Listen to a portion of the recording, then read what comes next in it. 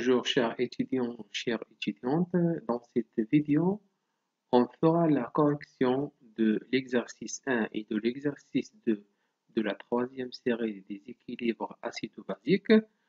Donc, concernant le premier exercice, on a des solutions des acides et de bases.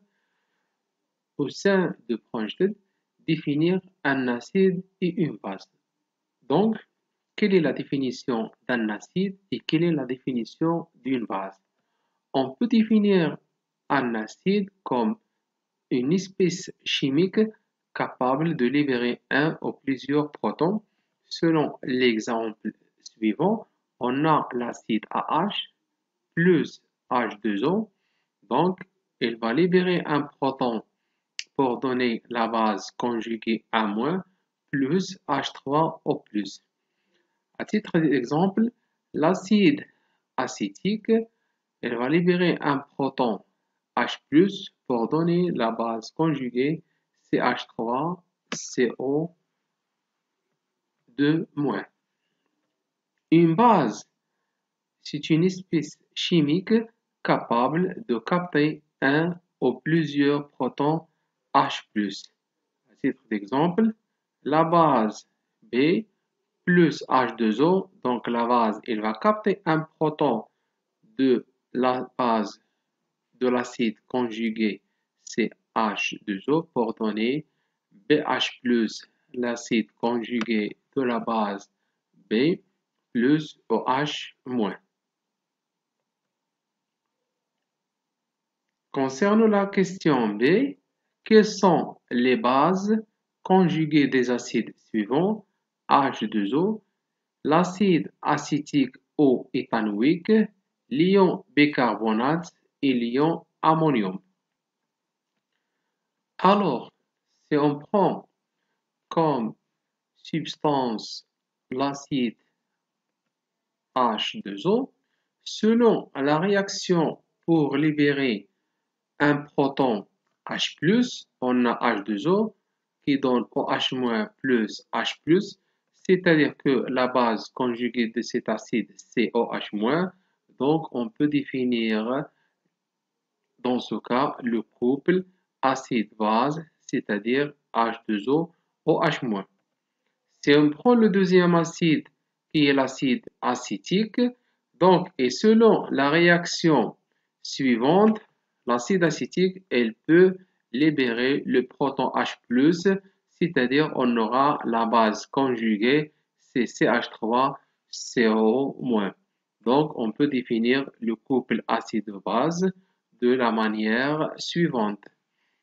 De même, si on a l'ion bicarbonate HCO3- et selon la réaction suivante, on a l'acide qui va libérer le proton H+ pour donner la base conjuguée, c'est-à-dire CO3-. Donc, le couple est représenté par l'acide HCO3- et la base CO3-. Et on finira par l'ion ammonium. Et selon la réaction suivante, donc on aura la base conjuguée, c'est l'ammoniac NH3 et on définit le couple NH4 plus NH3. Maintenant, si on passe à la troisième question, quels sont les acides conjugués des bases suivantes, c'est-à-dire H2O, NH3, SC et HCO3-. Donc, de la même manière, si on a la base maintenant H2O et selon la réaction suivante, c'est-à-dire que la base, elle va capter un proton pour donner l'acide conjugué qui est H3O+. Donc, le couple est représenté par H3O+, H2O. De même pour l'ammoniac et selon l'équilibre suivant, donc l'ammoniac qui est une base, il va capter le proton H+ pour nous donner NH4+. Donc l'acide conjugué de cette base c'est l'ion ammonium NH4+, et on peut représenter le couple par NH4+, NH3.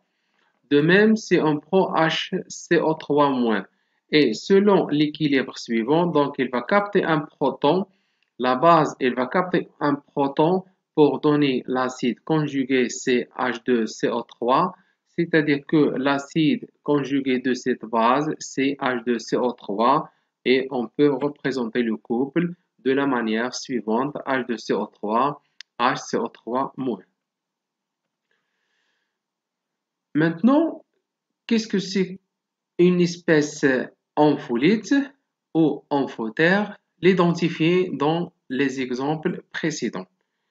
Donc, si on veut définir une espèce ampholyte, donc c'est une espèce chimique pouvant jouer le rôle d'un acide et d'une base à la fois. Et selon les exemples précédents, on peut définir H2O comme un ampholyte, c'est-à-dire il peut jouer le rôle d'un acide comme il peut jouer le rôle d'une base. De la même façon, donc on a HCO3- et donc c'est un ampholyte parce que il peut capter un proton pour avoir l'acide conjugué CH2CO3-. De même, il peut libérer un proton pour avoir la base conjuguée CCH3-. Et on a aussi le hydrogénophosphate. Donc, il peut jouer le rôle d'un ampholyte, c'est-à-dire il peut capter un proton pour avoir le déhydrogénophosphate CH2PO3-, et par la suite, il peut libérer un proton s'il joue le rôle d'un acide pour avoir la base conjuguée qui est PO4-3-. Donc, les ions H2PO3-, HPO4- et HPO4- peut céder ou capter un proton. Donc, l'ion H2PO4- intervient dans le couple H2PO4, HPO4- en tant qu'acide, et dans le couple H3PO4, H2PO4- en tant qu'acide. Donc, il peut jouer le rôle d'un ampholyte selon les équations suivantes. H2PO4-, donc il va libérer un proton H+, pour donner la base conjuguée CH2PO4-, PO4-, ou bien on aura le dihydrogénophosphate, donc il va capter un proton pour nous donner l'acide conjugué qui est H3PO4. De même, l'ion HPO4- intervient en tant qu'un acide et en tant qu'une base dans les couples HPO4- PO4-, et H2PO4-, HPO4- respectivement, selon les équilibres suivants. Donc, on a le hydrogénophosphate, donc qui joue le rôle d'un acide. Il va libérer un proton pour avoir la base conjuguée CPO4-, ou bien donc il va capter un proton pour donner l'acide conjugué CH2PO4-. Maintenant, pour la deuxième question, on vous demande de rappeler la définition d'un acide fort, acide faible, base forte, base faible dans une solution aqueuse. Donc, on peut définir un acide fort comme un acide qui réagit totalement avec l'eau, c'est-à-dire que sa dissociation elle est totale. À titre d'exemple, si on prend l'acide chlorhydrique HCl, donc dans un milieu aqueux en présence d'eau H2O, donc il va libérer la base conjuguée CCl- et on aura la base, l'acide conjugué de l'eau ici qui joue le rôle d'une base. Pour un acide faible, donc il est partiellement dissocié dans l'eau, et par la suite, à titre d'exemple, on peut avoir l'acide, par exemple l'acide éthanoïque, donc c'est CH3COH, donc qui va libérer la base conjuguée CCH3CO2- plus H+, qui est le proton.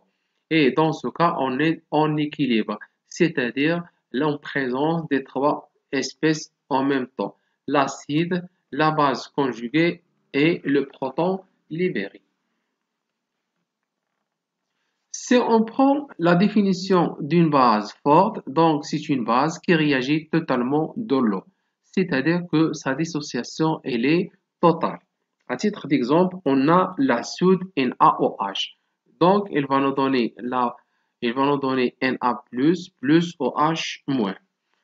De même, si on prend une base faible, donc on peut définir une base faible comme une espèce où sa dissociation elle est partielle.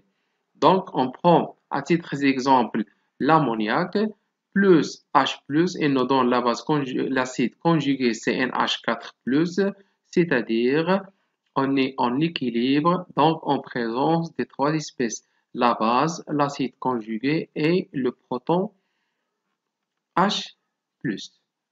Pour les composés suivants, on a CH3COH, on a NH3, on a Na+, Cn- et on a NH4+, Cn-. Écrire les équations de la réaction pour chaque composé avec l'eau.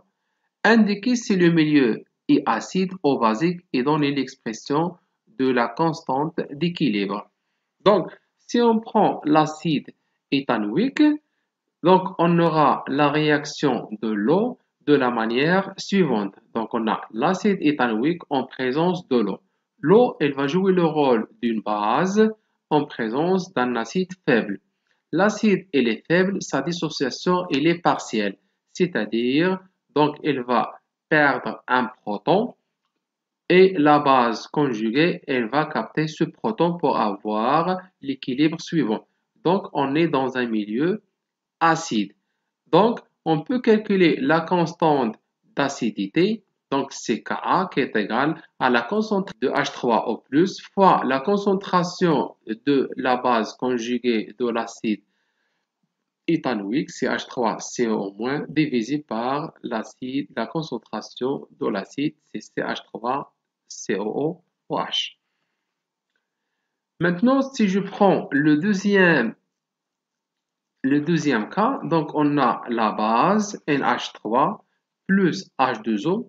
Dans ce cas, l'eau, c'est un ampholyse. Donc, elle va jouer ici le rôle d'un acide, alors que dans le premier cas, elle joue le rôle d'une base. Et par la suite, donc la base, elle va capter un proton de l'acide ici. Et par la suite, je vais avoir l'acide conjugué de la base et la base conjuguée de l'acide. Donc, on est dans un milieu basique. Et par la suite, je peux calculer la constante de basicité, c'est-à-dire la concentration de OH- fois la concentration de NH4+, divisé par la concentration de NH3. Donc, si je prends le Cn-, donc Cn-, donc c'est une base, plus H2O qui joue le rôle d'un acide, donc je vais avoir l'acide conjugué plus OH-, donc on est dans un milieu basique, donc je peux calculer la constante de basicité, c'est-à-dire la concentration OH- fois la concentration de l'acide HCN divisé par la concentration de Cn-. Et on finira par l'ammonium, c'est-à-dire c'est un acide, et H2O qui joue le rôle d'une base. L'équilibre nous donne la base conjuguée de l'acide et l'acide conjugué de la base. Donc on est dans un milieu acide et on peut calculer la constante d'acidité, c'est-à-dire la concentration de H3+ fois la concentration de NH3 divisé par la concentration de NH4+. Par la suite, donc, on vous demande de classer par force croissante les acides, puis les bases des couples suivants. Donc, généralement, on sait que la constante d'acidité de couple AH-, elle dépend uniquement de la température et mesure la force de l'acide AH. Donc, un acide est autant plus fort qu'il cède plus facilement un proton. C'est-à-dire, je vais avoir l'acide AH plus H2O. Donc, c'est un acide qui est faible. Donc, je vais avoir la base conjuguée plus H3O+. Donc, on est à l'état d'équilibre. C'est-à-dire que la réaction peut passer dans le sens 1 comme elle peut passer dans le sens -1. Donc, plus un acide est fort, plus l'équilibre se déplace dans le sens 1. Et par conséquent, on peut dire que la constante Ka donc, est plus grande. C'est-à-dire que l'acidité croissante implique que que Ka augmente implique que pKa diminue. Donc, je peux classer les acides selon le classement suivant. C'est-à-dire que H3O+, donc il est plus fort que l'acide HCOH, il est plus fort que l'acide CH3COOH, il est plus fort que l'acide HClO, plus fort que l'acide NH4+, plus fort que OH-. Et par la suite, pour la force des bases, donc c'est l'inverse. C'est-à-dire que l'ion OH- donc est plus basique que NH4+, ainsi de suite. Pour la cinquième question, on vous demande d'écrire l'équation de la réaction et déterminer la constante de réaction K0 de l'ammoniac NH3 avec l'acide chlorhydrique HCl. Donc, la réaction qui aura lieu, c'est NH3 plus H3O+. Donc, l'ammoniac avec l'acide, donc il va donner la base, l'acide conjugué de la base plus la base conjuguée de l'acide. C'est-à-dire, la réaction s'écrit de cette manière. Donc, on peut dire que la constante d'acidité est égale à NH4+, divisé par la concentration de l'ammoniac fois la concentration de H3O+, qui est égale à 1 sur Ka, qui est égal à 1 sur 10 moins pKa, qui est égal à 10 pKa, donc qui est égal à 10 à la puissance 9,2. Donc cette valeur, donc la constante de la réaction K0, elle est supérieure à 10 à la puissance 3. Donc je peux dire que la réaction, donc c'est une réaction qui est totale. Maintenant, si je prends la réaction de l'acide acétique avec la soude, donc on aura un acide avec une base. La réaction qui aura lieu, donc l'acide il va libérer un proton pour donner la base conjuguée et la base il va capter un proton pour donner l'acide conjugué.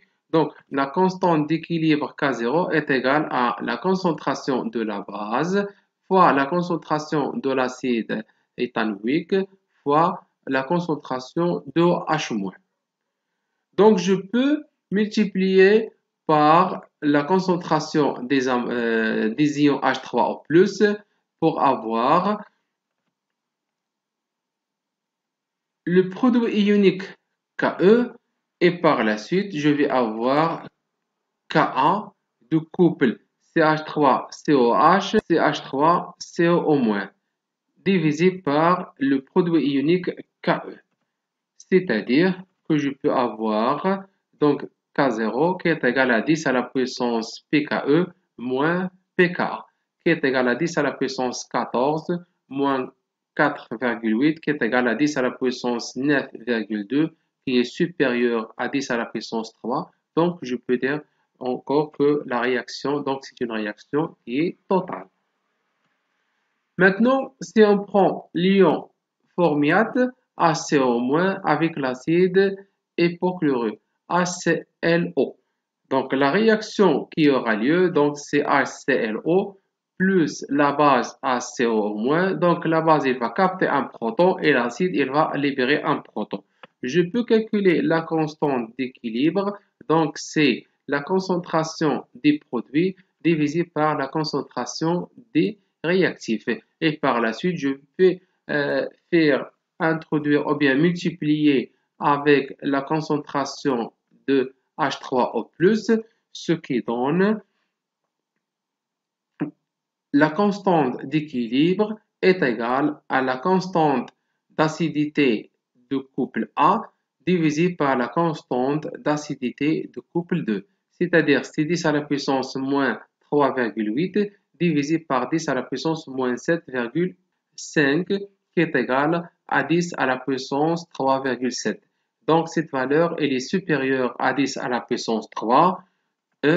Donc je peux dire encore que la réaction, donc c'est une réaction qui est totale. Passons maintenant au deuxième exercice concernant le calcul de pH des solutions aqueuses. Donc, en utilisant les formules appropriées données en annexe, calculer le pH final et vérifier les conditions de validité en mélangeant les solutions aqueuses suivantes. Donc, si on prend une solution de 50 ml d'une solution de 0,1 mol d'acide chlorhydrique à 200 ml d'eau.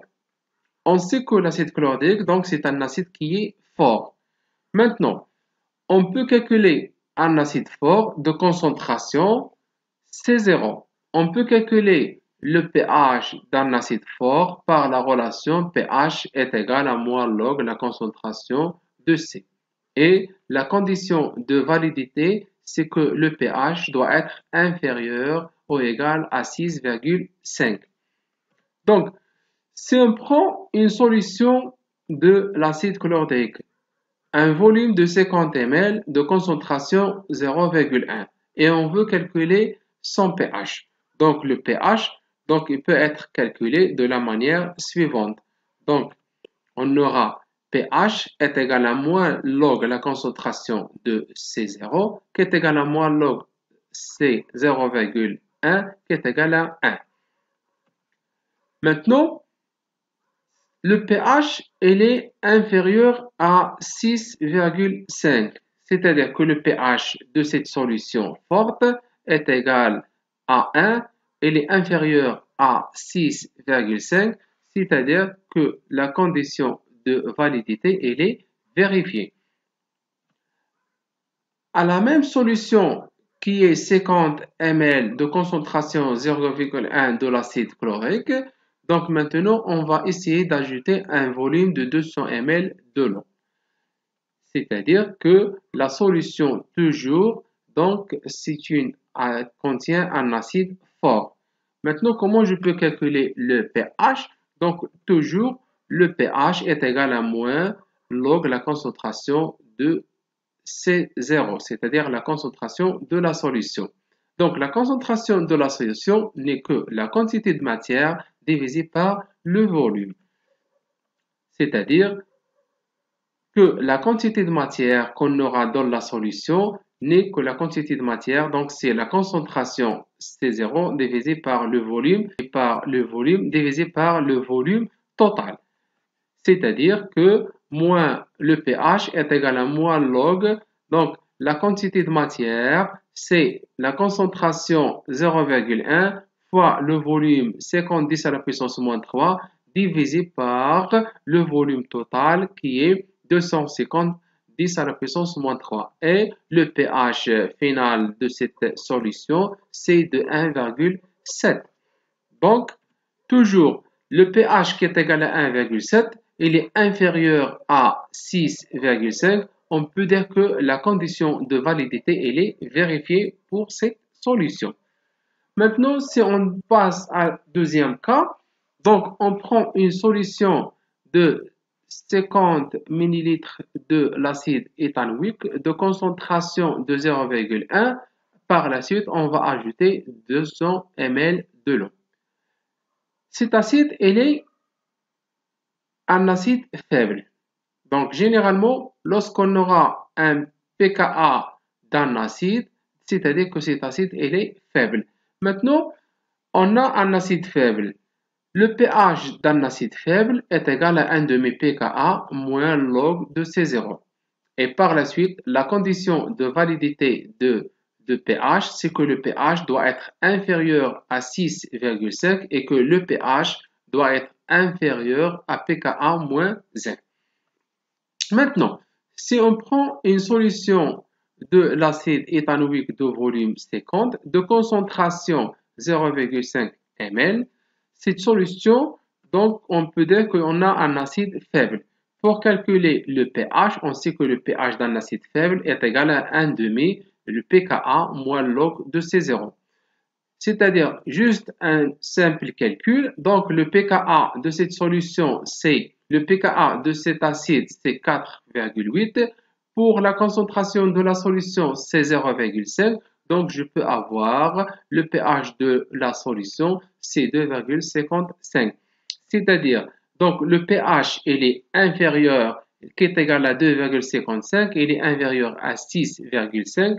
Par la suite, le pH qui est égal à 2,5, il est inférieur au pKa-1, c'est-à-dire inférieur à 3,8. Donc, on peut dire que la condition de validité elle est vérifiée pour cette solution. Maintenant, à la même solution, on va ajouter 200 ml de l'eau, c'est-à-dire que la solution est toujours un acide faible, donc je peux calculer le pH. Le pH de la solution est égal à 1,5 pKa moins log de C0, c'est-à-dire on doit calculer le nombre de moles pour cette solution. Donc, c'est le nombre de moles divisé par le volume total. Donc, le pH est égal à 1,5 pKa moins log la concentration de la solution fois le volume, divisé par le volume total. Donc, est égal à 1,5, 4,8 log 0,5 qui est la concentration de la solution fois 50 10 à la puissance moins 3 qui est le volume de la solution divisé par le volume total qui est 250 10 à la puissance moins 3 et je vais avoir une valeur de 2,9. Donc le pH est égal à 2,9 et il est inférieur à 6,5. De la même manière, le pH qui est égal à 2,9, il est inférieur à pKa-1 qui est égal à 3,8. Donc, je peux dire que la condition de validité, elle est vérifiée. Pour le troisième cas, on a 200 mg de NaOH qui est dissous dans 500 ml d'eau. On sait que NaOH est une base qui est forte et on donne la masse molaire de la soude qui est égale à 40. Maintenant, pour une solution qui contient 20 mg de NaOH dissous dans 50 ml, on dit que la solution qu'on a, donc c'est une solution qui contient une base qui est forte. Le pH d'un acide forte de concentration C, donc c'est que le pH est égal à 14 plus log de C0 et la condition de validité c'est que le pH doit être supérieur à 7,5. Donc pour la concentration de cette solution, donc c'est le nombre de moles divisé par le volume, c'est-à-dire que la masse divisée par la masse molaire fois le volume.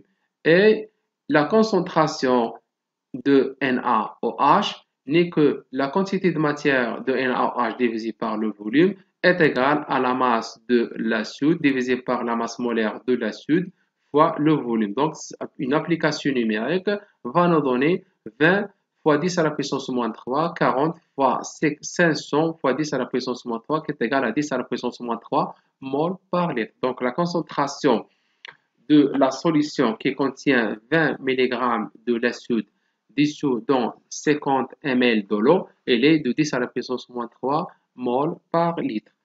Et par la suite, je peux calculer le pH de la solution est égal à 14 plus log de la concentration de NaOH qui est égal à 11. Maintenant, si on prend le quatrième cas. Pour le quatrième cas, on a 10 ml de l'ammoniac de concentration 0,1 à quel on va ajouter 10 ml d'eau. Et le pKa de NH4 de couple NH4 plus NH3, il est de 9,2. De la même manière, on peut dire que puisqu'on a le couple NH4 plus avec le pKa, c'est-à-dire que l'acide ou bien la base, ce sont des acides ou bien des bases qui sont faibles. Maintenant, si on prend une solution de l'ammoniac de concentration de 0,1 mol par litre et de volume 10 et de volume 100 ml. Cette solution, donc, c'est une base qui est faible. On sait que le pH d'une base faible de concentration C0 est de 7 plus 1,5 pKa plus log de C0. avec la condition de validité, c'est que le pH il doit être supérieur à 7,5 et que le pH il doit être supérieur au pKa de couple plus 1. Maintenant, pour le pH de la solution, on a le pH qui est égal à 7 plus 1 demi pKa plus log de C, c'est-à-dire c'est 7 plus 1 demi fois 9,2 plus log de 0,1 qui est égal à 11,1. À cette solution, on ajoute 100 ml de H2O. Toujours la solution, c'est une base faible et le pH d'une base faible, c'est 7 plus 1 demi pKa plus log de C. C'est-à-dire que le pH est égal à 7 plus 1 demi pKa log du nombre de moles de l'ammoniac dans la solution divisé par le volume total. C'est-à-dire que le pH toujours est égal à 7 plus 1 demi pKa plus log. Maintenant, la quantité de matière de l'ammoniac n'est que la concentration de l'ammoniac dans la solution 1 fois le volume 1 et divisé par le volume total. Si je fais l'application numérique, on a le pH qui est égal à 7 plus 1 demi fois 9,2 plus log 0,1 fois 100 fois 10 à la puissance moins 3 divisé par 200 10 à la puissance moins 3. Donc, tout calcul fait, on aura une valeur de pH qui est égale à 10,94. Maintenant, on a le pH qui est égal à 10,94 et il est supérieur à 7,5. Et par la suite, le pH qui est égal à 7 et il est supérieur à pKa plus 1 qui est égal à 10,2. Donc, on peut dire que la condition de validité est vérifiée.